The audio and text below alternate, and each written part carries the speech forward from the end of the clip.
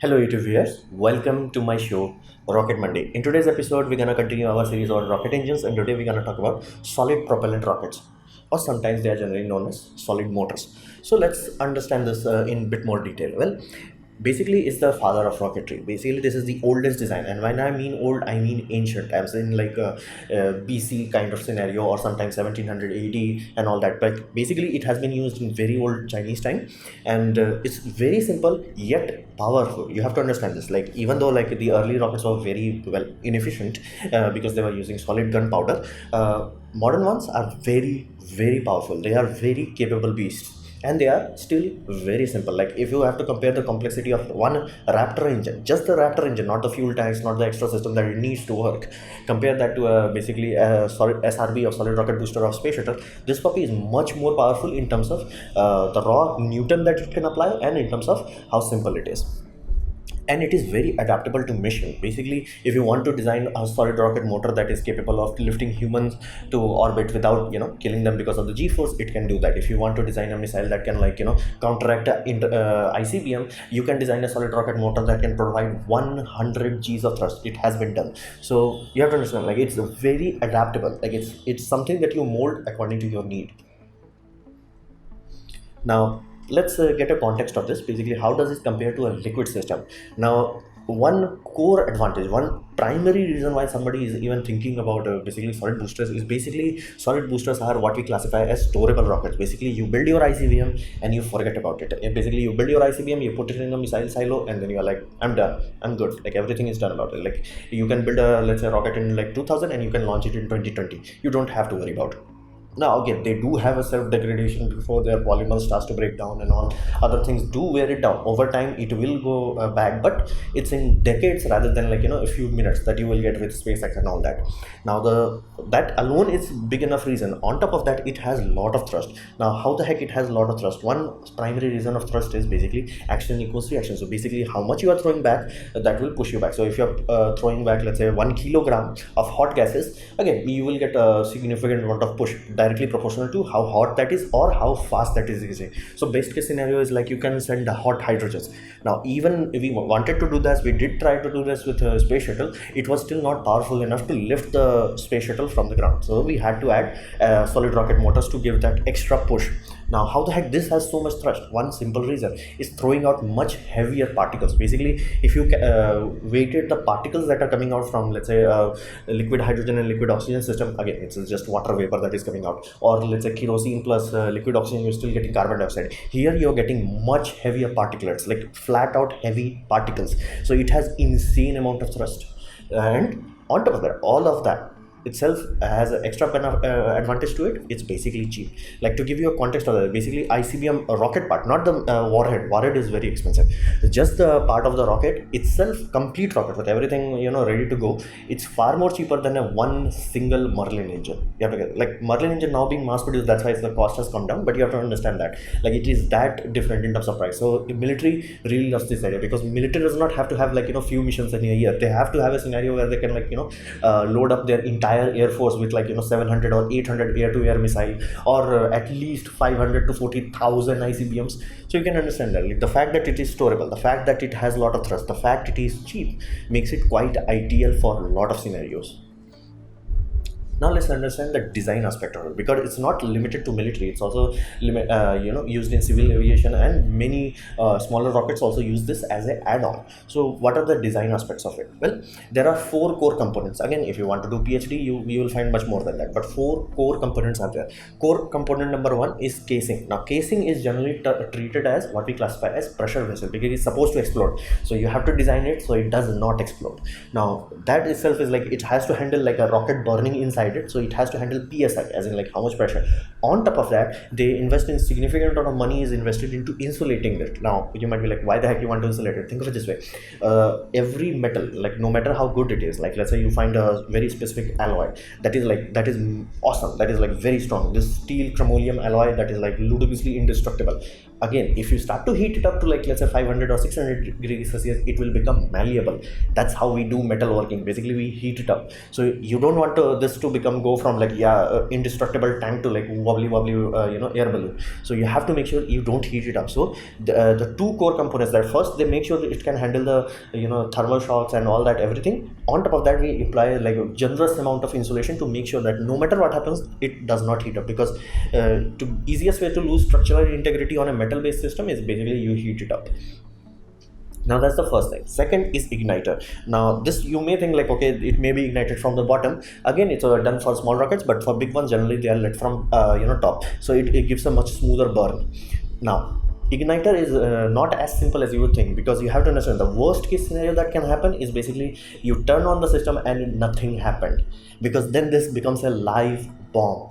Now again, let's say you had a rocket which is unmanned, let's say unmanned scenario, and you fired the pyrotechnic and detonate. Okay, things happened. Now you can the area is safe now. But again, let's say you had the systems sounding rockets and all that, and you press the pyrotechnic and nothing happened. Now this whole system is like a bomb. So this is very serious consideration. People spend a lot of time, a lot of redundancy, and sometimes like triple redundancy has been done for igniters. Like if you press the go button, it must go no matter what happens. It does not matter whether it explodes or not, it must go.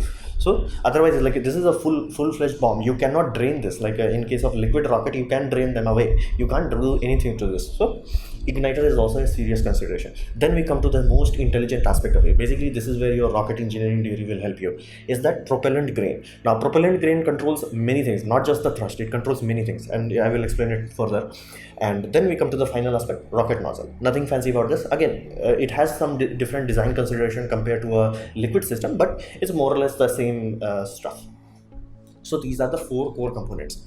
Now the first thing you will hear people say about a solid rocket motor is that it is uncontrollable. Now it is true in some regards, it's false in other regards. Now it's true in the regard that you can, like once you lit it, you can't control thrust output of it. However, because every mission have a different requirement, let's say you have an ICBM, it has a different requirement. Then you have a satellite launch vehicle, it has a different requirement. Let's say ICBM is built to handle 100 Gs. So you can have a basically design the solid propellant grain design that is designed for maximum thrust, something like this. Or something like this, where you have a thrust which is much more even. Or sometimes like you want this is like upper stage of a rocket, and it has to have accelerating thrust. Basically, like it's supposed to maintain an acceleration, you will have this design.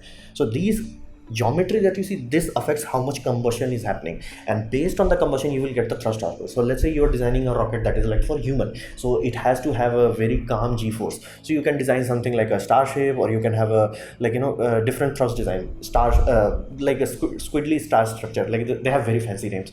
So or you can have like cylinder inside a cylinder. Now this design has most flat thrust curve. Basically it's like, yeah, this is 50 newtons, it's gonna keep adding 50 newtons until it burns out. Now some scenario you want, okay, at the beginning it's adding 50 newton, at the end of its burn it's adding 100 newton. So that's up to you. So this is the whole engineering part. I have provided a video where people are building the SLS boosters. You can check that video out there. They are still relying on star. Like star is used a lot. Earlier designs used to use cylindrical design. Now we have utilized star because it is very powerful. They can reach to 100 kilometers up in less than 90 seconds. Then this is the how you control the thrust aspect. Basically you don't have the throttle, but you do still have some control. It's not like 100% controlless. You control your mission profile using the geometry. Then you come to the nozzle. You can employ simple gimbling. I provided a high speed video. Basically you can see the slow motion gimbling of that, and it's very complex. You have to understand that like a normal nozzle has a luxury of that it generally has something liquid running to keep it cool. Generally sometimes it has liquid oxygen, sometimes it has liquid methane. Basically something is there to keep it cool. It's like, okay, I got this. Now in this scenario there is nothing to keep it cool. So in terms of thickness, basically how thick the metal is, it's very thick. Why? One simple reason is that anything, no matter what it is, however weak it is in terms of thermal properties, it takes time to melt.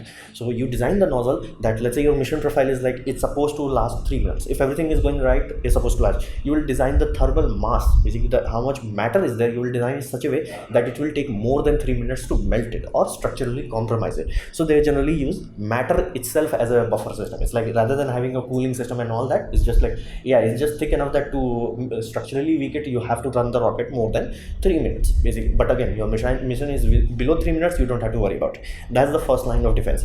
And second time, generally cheaper ones will use what we call, not cheaper, I would say, like, you know, different mission profile. They will use ablative heat shield inside, so basically this will burn away and keep taking the heat away. Again, they also have a limit, like it has to be designed to withstand for mission profile 3 minutes or whatever have you. So you can understand by design, like it's generally much more thicker than any normal rocket engines and all that.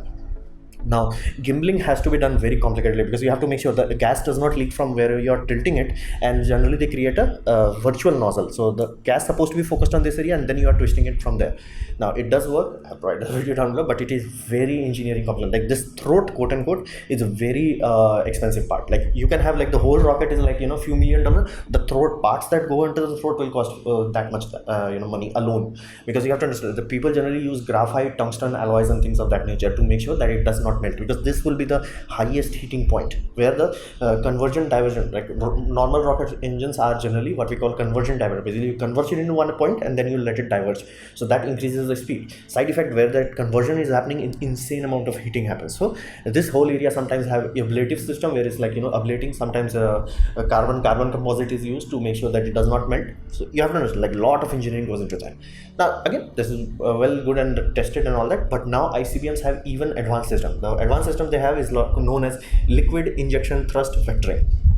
Basically they will have one solid design, simplifying this, but at the rim of the nozzle they will have, like, not exactly at the end, at the beginning of the nozzle they will have basically injectors. Now this injector generally works on some compound of nitrogen, and they will inject it into the nozzle itself. So it will cause a sort of shock wave, and that will force the, even though nozzle is like this, the thrust is supposed to be like this, because there is a gas explosion happening in the bottom, thrust will go like this. So without moving the nozzle you can literally thrust vector it. So this is the modern system that is used. I have provided a video of that also down below. So that's how we are controlling, basically relying on the geometry to control the thrust curve, gimbal nozzling if you want to move it around, and if you want to do that very quickly, very efficiently, you can utilize liquid injection thrust vectoring. Now let's talk about the uses of it. Well, in simplest term, military loves this. Like military can only utilize this. Basically, let's say this is India's ICBM Agni 5. We cannot have a scenario where it's like, let's say Pakistan attacked and or some war happened with China or something like that. Hold up, we are fueling the rocket. That cannot happen. It has to be like instant. Like use again, there's command and control structures and all that. But again, the moment the button is pressed, this is supposed to get on off the ground or off the launch pad. So it's very great for military. There is no discussion about this.